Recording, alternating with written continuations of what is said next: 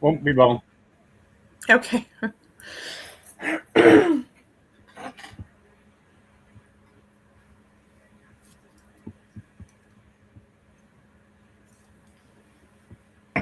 are you? You all right?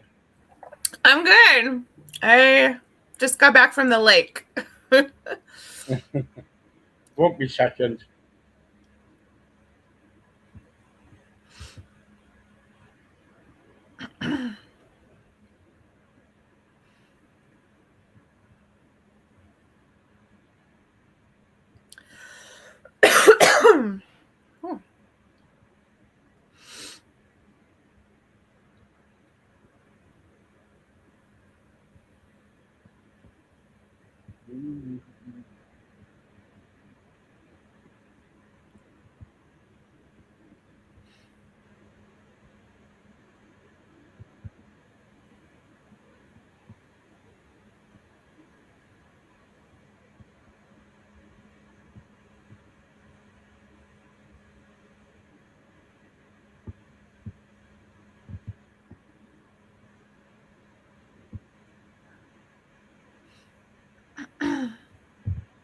Come on.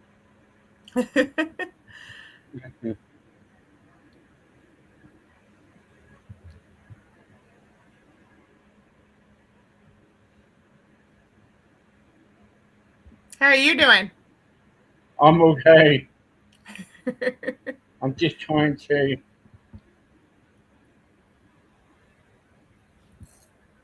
I'm just having a nightmare at the moment.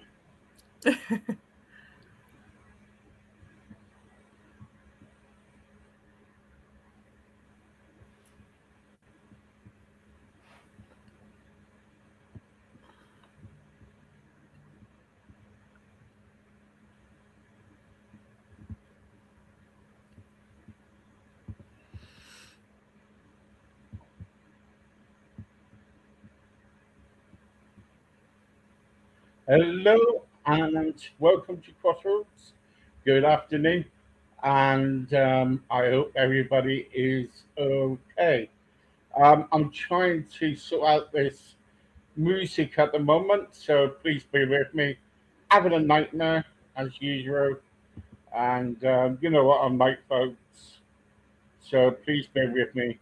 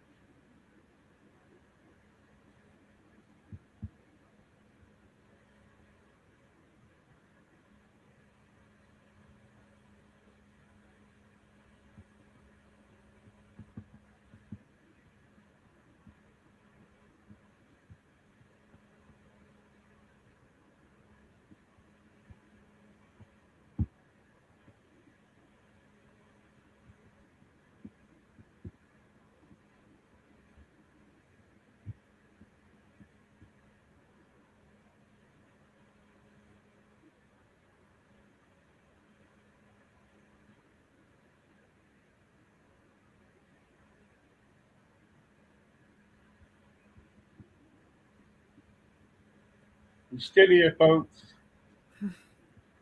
2 minutes.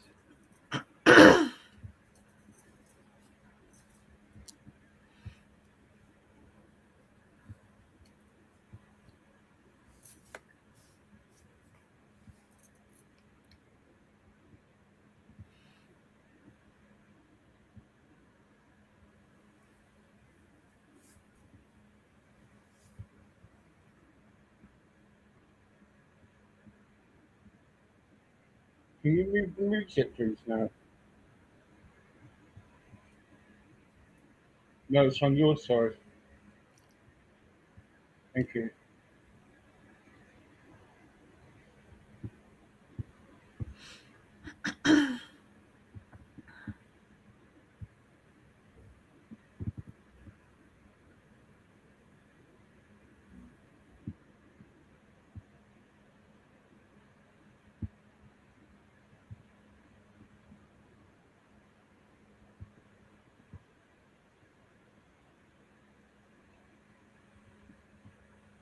Yeah.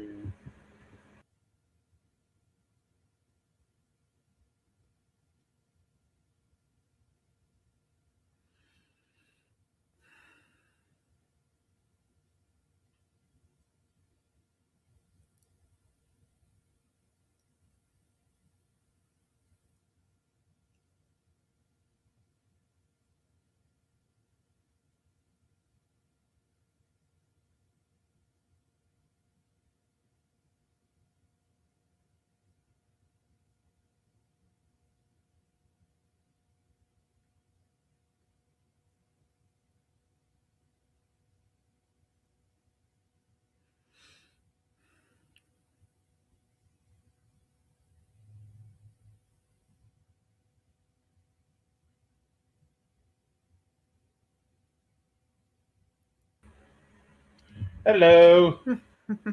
Hello, you're back. Yeah, it's a nightmare. It's a nightmare. It's gremlins. It's gremlins in the computer today. Sorry about that. Anyway, don't laugh. It's not funny. Right. It's like he left me here all by myself. What do I do? It's looking that we want. It's looking that we want on a date, wasn't it? Sorry, folks. Sorry. Anyway, good evening, and the gremlins are out today. So anyway, okay. So let's get on with what we were going to talk about. And don't forget, leave your comments. And Holly's back, really, really good. And nice to see you again. Had a good week. Had a good time. Had a good time. Yeah. I did. Yep. Yeah. I went to the lake. You went to the lake? I went to the lake. I went in the lake. I went to the lake. Swam around. Gosh, you went to the lake. Sorry for some, isn't it, eh? Sorry for some. Ollie, I was going through your website the other day, and I was amazing. It's been amazing what you did. You know what I think about your work and everything. I tell everybody in a small way what you do because we there are lots of people kind of like watching us in time and intrigued in what you're doing, and also they're laughing at me because the first time this year I have excuse my French, I have balls up, so they're laughing at me about that. But you are unique. Tell people what you do. Okay. So I became a health coach before I got any certifications. Because I helped create a summit called the Symptom Free MS Summit. And that was that aired quite a few times and had probably 24 individuals and specialists on there, most of them diagnosed with MS themselves, discussing how they got better, how they changed their lives. And so I help guide people to do what I've done. So I took a holistic approach. I use nutrition and supplementation. I researched lots of different methods. So you have Chinese medicine, you have ancient Native American, you have Ayurvedic. Their herbs are by far my favorite to use because they're very effective. So when you're looking supplementation wise, I would always go to Ayurvedic. And then I learned their circadian rhythm of life. There's a rhythm to life. And that's why the animals wake up at night. That's why the bugs come out. If you've ever gone on a hike at night and been terrified because of all the creepy little, I'm not even going to say little, they're quite large. The bugs that come out at night are a different species than that are there during the day. And so there's a rhythm to humans as well. And so I mostly have helped people with multiple sclerosis and autoimmunity, and I help guide them to getting their health back using the same methods that I have. That always starts with changing diet, emotional, there's always an emotional component, I feel, to disease. So we're stabilizing the person emotionally, working through whatever traumas or difficulties that are present that they might not even be aware of, because a lot of times we're taught to just keep going, right? So we aren't even aware that we're in a fight or flight response every single day of our life, but yet so many are. And I influence. So I do reels mostly every day on holistic health, on like right now my segments on MS. And so I'm publicly, when they allow me to, some of them have been removed, the links that are there that are present. Yes, tell us about that, because I was watching you the other day, and you were on one of your Facebook, and you were talking about they removed your comments. They removed. So they removed the one on smallpox and cowpox, and said that it was misinformation, and it's not. You can Google it, and it shows that it was looked at for MS. It was quickly disqualified. In 1977, they eradicated smallpox, and I stated that in the video. So everything that I stated was factual. It's just when things like that happen, okay, I'm going to look deeper, because why would you remove that? Out of all the videos I did, I think that was number 8. That's the one that they're going to remove. And that was heavily linked to preventative care. So the preventative care in genetically susceptible individuals were having neurological issues with smallpox. With cowpox, it's quite interesting, because I have the book right here. This is a Canadian anesthesiologist, Dr. Bill Code. He wrote this book, and he had developed multiple sclerosis, and he linked it to the small microvessels that don't necessarily show up on imaging, saying that he thinks that there's a possibility that we were having a stroke. And that was fascinating information to me, because I hadn't come across that before, and it makes so much sense to me that that would be a part of it. And a lot of these pathogens can affect and cause bleeds in those small vessels. So it sort of combines those two ideas together. And quite interesting, a find for me. What is it? Hyperbaric chambers are said to help that, the oxygen tanks that. Those are said to help. Getting oxygen treatments were said to help in his book. So these are I've researched so many different angles, heavy metals, like, and realistically, I think it's a little bit of all of it, right? So we're just inundated with crap in the US, especially. Like, go look up a news article. It's like we put heavy metals in the baby food. We put, like it seems like on a daily basis there's something new popping up. There's cadmium in our chocolate. Like it's a real issue today. So, and the rates are going up, not down. So their preventative measures that they're supposedly giving us to manage these diseases is not preventing them, because the numbers are going up rapidly, not decreasing. So what are we paying for when we're donating for research, when the numbers are not shifting in the right direction? Right. Those are the questions we should be asking and demanding answers to, but we don't. Okay. So, what do you think? What is happening then?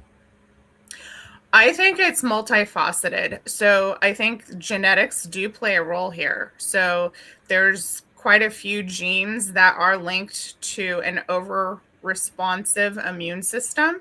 I think Okay. trauma can play a role when you get stuck in a fight or flight. I think the answer realistically is going to be a different compilation for everybody. So they're not going to find one issue, because it's not one issue. So there is a metabolic component here.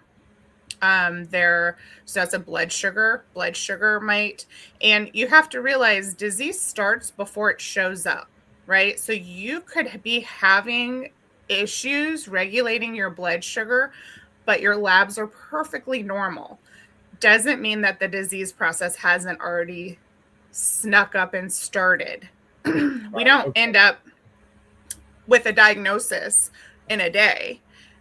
We end up with a diagnosis over 15 years of doing the wrong things. And, some of us don't know it because we're just not, I don't think we're taught. I don't think we're taught how to eat correctly. I don't think we're taught how to cook anymore. There used to be home ec. They got rid of all that stuff. So we are really conditioned to drive through, to go sit and be social at a restaurant, to eat the portions that are delivered to us as if they're normal, and they're not. They're not. And it's contributing to the body breaking down. So definitely genetics. So DRB1 015 is connected. The celiac gene, the one I have specifically, DQ8, HLA-DQ8. So these HL genes specifically are linked to autoimmunity.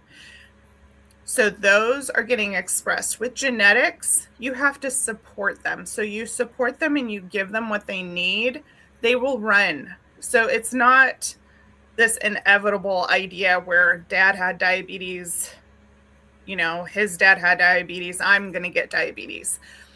Lifestyle and what you're taught to eat is what is expressing those genetics. So the environment, what you do on a daily basis, what you're eating on a daily basis. This is how we can express those genetics that we might not want to express. So, and stress expresses these genetics. But we can easily also calm them down by giving them what they need. So especially like for me, MTHFR, you put in the correct B vitamins in the correct form, and you take out the ones that are doing the harm, and your methylation starts to work again, where before it's not.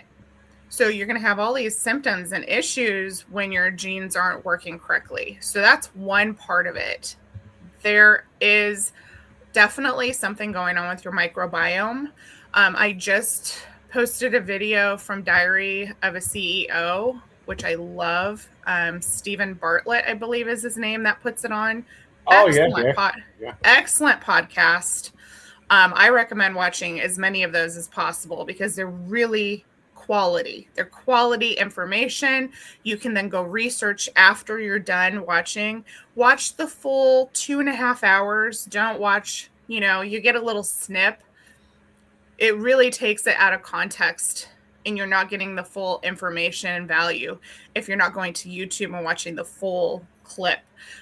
There was just a woman on vitamin D on there, and she has done her research on vitamin D, and it showed that vitamin D from the sun, we are made to get it from the sun. We convert it from the sun. Our cholesterol also is affected when we get sun. You can go during the time a day where you're not going to get burnt, right? There's actually an app. It's called D. So D is in dog, and then /Minder, MINDER. It will tell you from your skin tone to your physical location what time of day, based on each day, you should go out and get sun for and how long. So if you want to responsibly go get sun, you can't go wrong with the app that tells you based on your body in your area what time of day to go out. And so that will give you the proper amount of sun that you need to make and shift the vitamin D that you need, which we now know is a hormone. It's not a vitamin. That then also affects your B cell, your B vitamins, your B intake. And the sun also helps regulate your melatonin, which also affects your serotonin. So that's your happy, right? Your happy hormone. So the body is not singular. It has all these systems that work together, and we are indoors a lot now. And that's not what we were meant to do. We were meant to be outside more. We were meant to be more active. We are sedentary. We are inside air conditioned. Go on. Yeah. Oh yeah.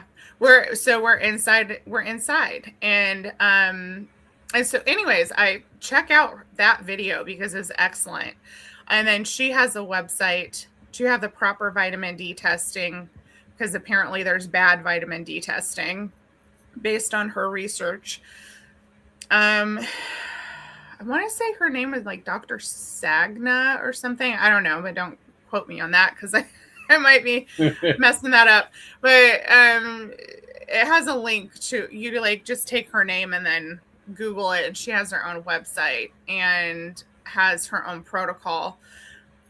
But I've followed people like that. So people that have done the research, they've done their own labs, they've had their own control studies that they've done. And that is how I've sort of puzzled everything together and got my own health back. I didn't just follow one, I followed many. And there's truths to every little section you look. So are there deficiencies? Probably. That's probably part of the story. And then leaky gut or small intestinal permeability, that is happening in many of these individuals that have autoimmunity. That is allowing larger particles of food that were supposed to be broken down into the system, into the bloodstream, where antibodies are being formed to food. So then you go to eat those foods and you fall asleep because your body, literally all this energy is going to go attack your food that is supposed to be used and converted as your nutrients. So this is a huge problem.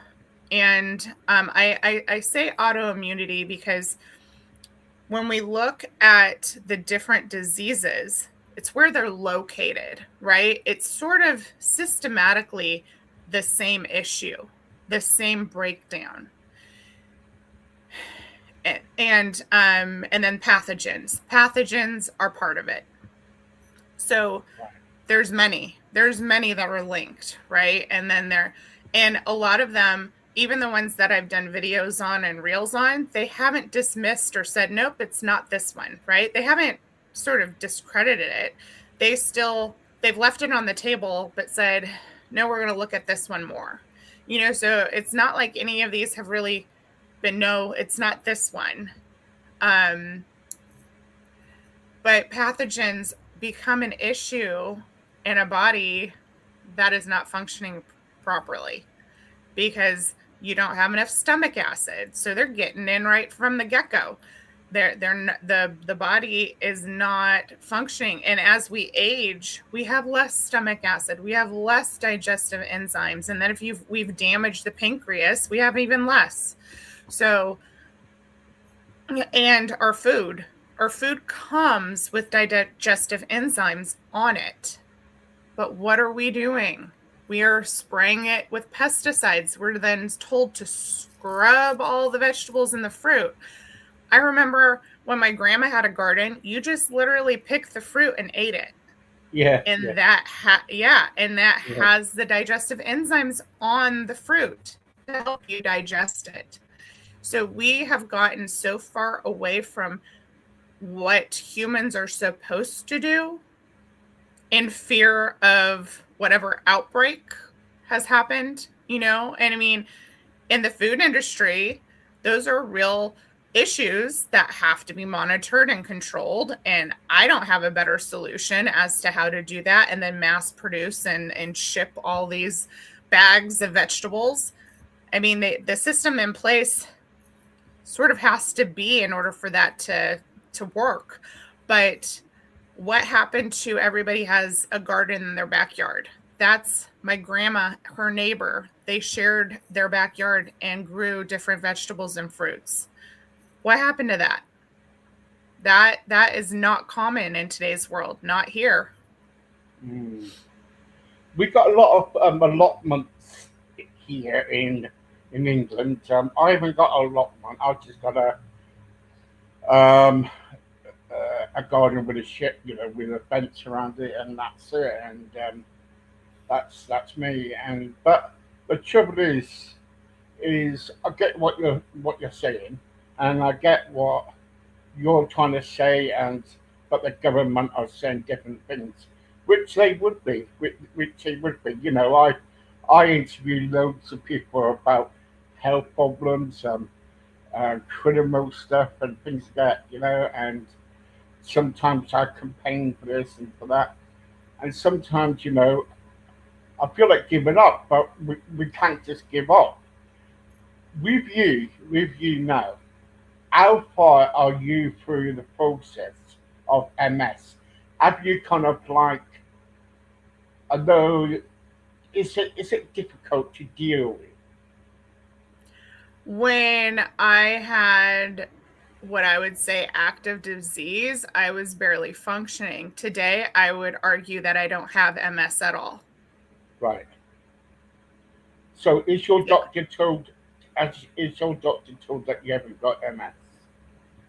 No, I went to 2 different neurologists, and the last one, I asked him if he could work with my functional doctor that I had at the time. And he said, no, basically no. And let's not call you a patient. And you're going to a drug prescribing doctor, but you're refusing to take my medication. So why are you even here? He showed me a video of lesions. Like, it was from, I would say, the early 80s, this video, because it was like the first computer. This video was so old, and it was like your first keyboard sounds too. Boop, boop, boop, boop, yeah, I know it was like a light bright, like it was so ridiculous. So he shows me this video and says, see, lesions are like this. They can come and they can go. And I'm like, I just thought he was ridiculous and walked away and said, yeah, let's not call me a patient. and I've never been back, and I have no intention to ever go back. I don't want to be part of that medical system that is only willing to treat with medications, that isn't open to other ideas in nutrition. In fact, I was told by the first neurologist that I couldn't sustain a anti-inflammatory diet and that it wouldn't help me, and yet it did. So I'm not really trusting what they told me. So how is your health today, then?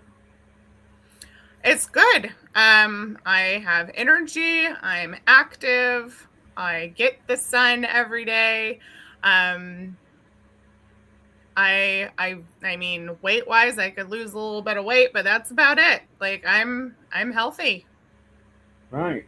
Okay. So My labs, I just did my labs. My last labs, I use independent labs, and I do my own lab work. And it said that internally I was a 35-year-old. So that's almost 10 years younger than what I am. gosh. So how old are you now? I'm 44. 44. 44. You never notice. You never notice. I thought you was younger than that. So there you go. And when you kind of now you believe that you don't have MS no more, do you think that you will ever go back to the doctors or these consultants who's been dealing with you before and say to them, you messed up or whatever? Because at the end of the day, surely they got to answer to your questions, didn't they, really? They should, but the first neurologist, like that website that I had mentioned, I believe it's like openpayments.org or something like that. He took almost $1 million in 2019 of what we're not allowed to say are kickbacks, but were probably kickbacks.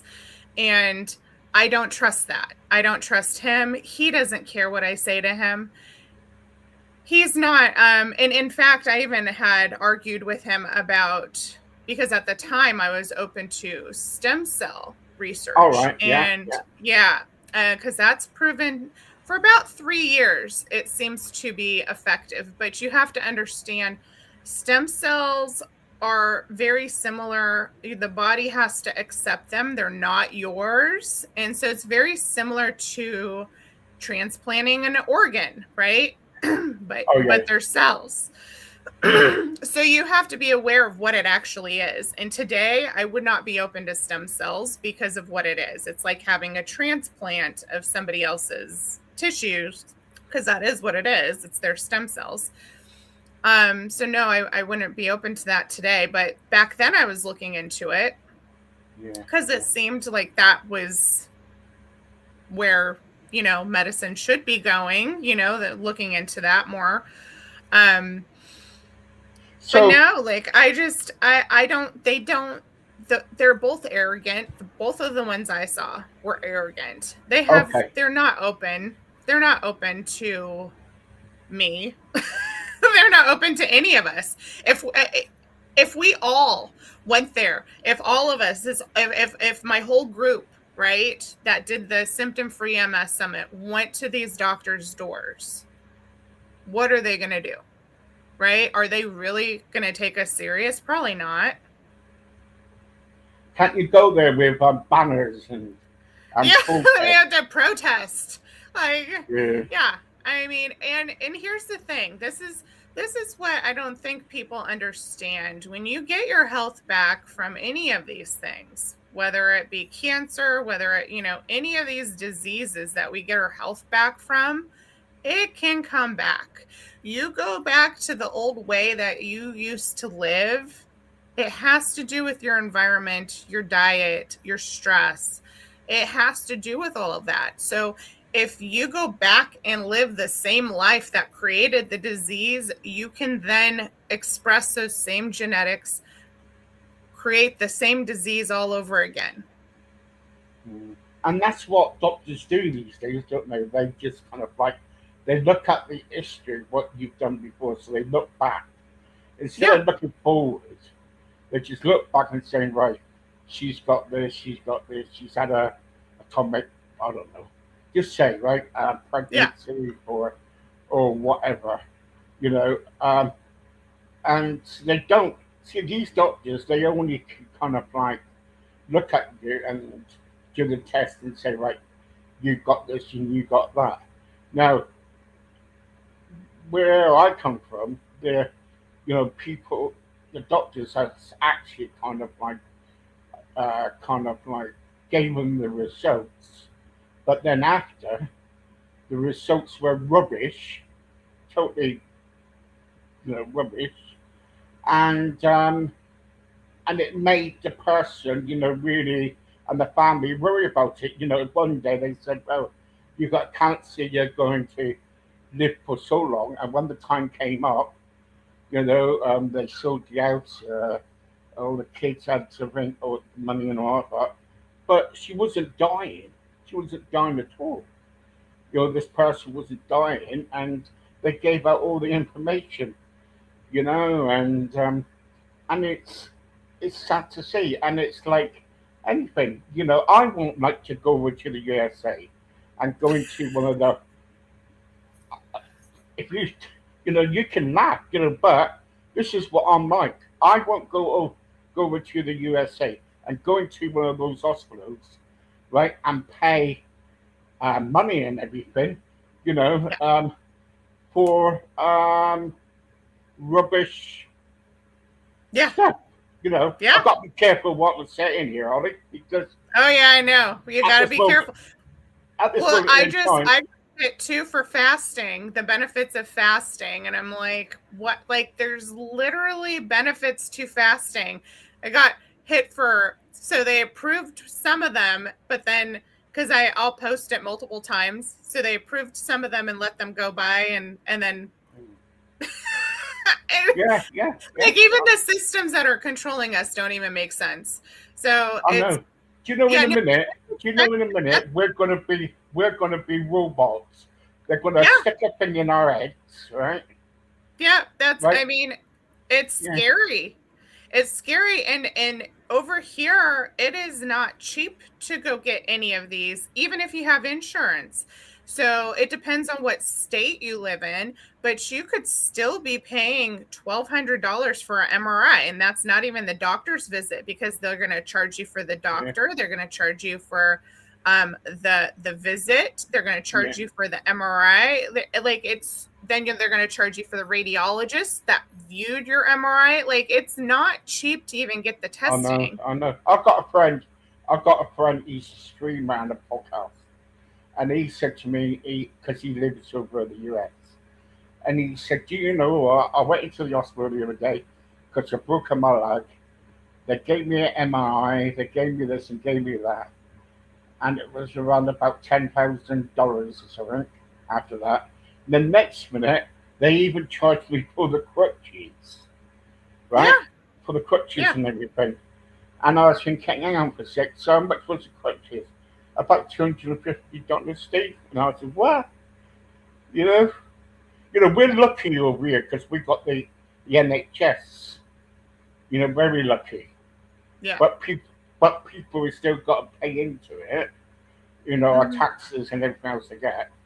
But the trouble is, I do feel sorry for people who's got like stroke, MS, Yeah, cancer, whatever, who's got to go through the treatment in the US.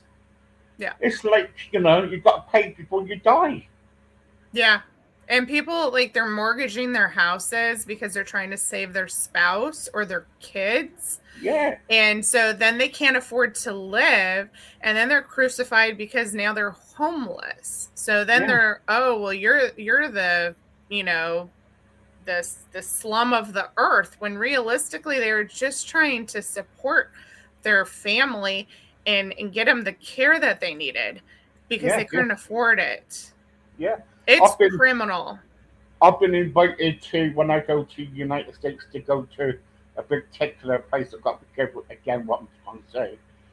To go and see people who's actually living on the streets in a bad area where Yeah. there's drugs, prostitution. Some of them are living underneath the railway station or what they call it, right, Yeah. and the Bridges. tunnels, Yeah. the Yeah. tunnels, bridges, and I've been told all about this, and I'm thinking, what is the government doing, about these people? Okay, I know some people want to be on the streets and stuff. I can get that, but there's other people that need tools. Anyway, don't start me up. Well, I came from San Diego, and Tent City is completely 100% true. Like that's what the government did, they gave them tents. They gave them cell phones. So they started living on the sidewalks of the streets in downtown San Diego, lined with homeless people, so you couldn't even walk on the sidewalk. They were they were doing all their business right there on the sidewalk. There's no toilets. There's nothing for them. I mean, it was to the point where me and my family, we just chose not to go down there anymore because it wasn't safe. And it's not conducive. It's not what those people even need. They need help. Yeah, Like a tent with no facilities, no place to wash their body, like how does that set them up to go get a job? How does that set them up to be more of a productive person in society? And yes, you do have the handful. They got into drugs. They're obviously not looking for a job. But then you have the others that are, and then they're being housed in a yeah, tent yeah, with the drug addict. yeah. It's I don't have the solution. I wish I did, but I know it's not what they provided. That was not it. Well, That put us all in danger, really. I kind of like I I feel my wife thinks the same as me, really, but I've got an issue about drugs. Don't and because I don't believe in it. I had people die of them. And at the Yeah. end of the day, if you want to take drugs, that's fine, but leave it. Well, it's not fine. It's fine with me because it's your choice. Everybody's got a choice at the end of the day. But my friend of mine, he died on drugs because Yeah. we tried helping him, but that was it. He had all different illnesses. He couldn't even walk. I think he had MS actually. Oh, Uh, yeah. he couldn't walk. He had problems talking. Yeah. So, and the trouble is that messed him up, and he just died on the streets. You know. Yeah. So I'm just kind of like I'm just thinking. What do I expect when I go across the pond? I'm thinking, I'm going to be over there for about one day and come back again. But Yeah. you No, know what I mean? it's so sad, and a lot of people that were good people, they were in pain. They were just trying to get out of pain, right? But once you start going down that road, it's so addictive. You can't, it's not like you just forget about it and then you're still in pain because you haven't addressed the pain issue. And if the doctors aren't really taking care of the actual issue, then like it's just heartbreaking. Um Yeah, the yeah, stories I've heard. And yeah, ultimately it's a choice, but I think in today's world the drugs are so addictive. It's just yeah, no, don't pick that. Don't pick that as an option. Um like yeah, the inflammation is there for a reason, to try to help you, and so try to figure out, what can I do? Is there something that I'm eating that's contributing to the inflammation? Could be a back injury that's not healing, could be like with me, my knee injury that wasn't healing. What is causing the inflammation in the body. And that is what I sort of help navigate, like, why is your body still inflamed? There's a reason. I can re-inflame. In fact, I just did it not that long ago. I just re-inflamed my knee. So I looked, what did I do to inflame it, right? What did I do? And then when we're looking at it, oh, well, I ate that and I didn't realize it had this in it, and that probably triggered the pain in my knee. And then I removed it. You're just careful on what you eat. Started focusing on my gut health. Pain goes away. So you can be your own self advocate and your own navigator, your own puzzle solver, right? Like for me, tomatoes, like those can inflame my body. And so I just have to know that, right? It's foods that might be healthy to somebody else are detrimental to me. So understanding that is true of everybody, that here we're putting a plate and saying that this is all health, right? Here's your pyramid. This is healthy for everyone. It's not. And when we express our genetics, that's when we really start to see the difference. Because some people are going to react where others aren't. And so that health food then becomes part of the inflammation issue. Yeah. Okay, let's get on to the question. Been really good. Thank you. So, questions is, if you go to the A&E in the United States, do you have to pay there and then for treatment? The A&E. Is that like the emergency? Emergency, yeah. Oh yeah. Oh, that's even more criminal because they charge you for the ambulance that picks you up, probably at least $1,000. Then you're going, and then they jack up the prices because it's an emergency. Then you go to the emergency. If you get put in a room for so long, Lord forgive you if there's a box of Kleenex in your room, because that's $250, even if you didn't touch it. Like, you have to go through and look at the itemization because it's insane. So what happens if you haven't got the money to pay for it there and then? You'll still be charged. So the only way you get away from that really is if, say, you don't have a job, you're homeless. There is some forgiveness where you can do a forgiveness if you're low income, a forgiveness letter, but you do have to write the letter and prove your income. But if, say, you're a middle class family and you still can't afford the bill, there's no help for you whatsoever. There's no help. What's she doing? What's your president doing? Yeah. It's really a crappy system. And bankrupts people. It bankrupts, like, that is the option. At some point they have to file bankruptcy because now they're behind on their mortgage. They're behind. Yeah, so either they lose everything or they have to file bankruptcy. Yeah. Okay.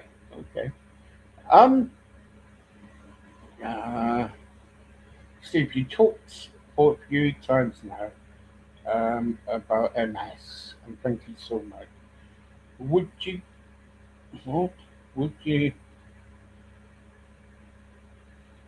I will.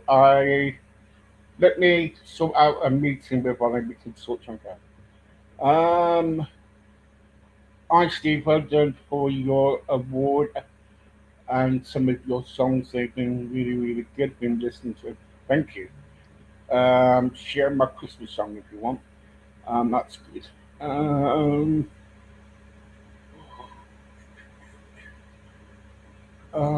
MS. Do you have to pay for how much is MS treatment in the United States? So for the if you were to take disease modifying drugs, it's $80,000 to $120,000 a year. That's how much. And then if you have insurance, they may cover that all. They may cover all but $2,000 a month. So you'd be out $2,000 a month, and that's just for the medication. That does not cover seeing the neurologist. That does not cover the every 3 months they want you to get an MRI. It doesn't cover any of that. It's very expensive.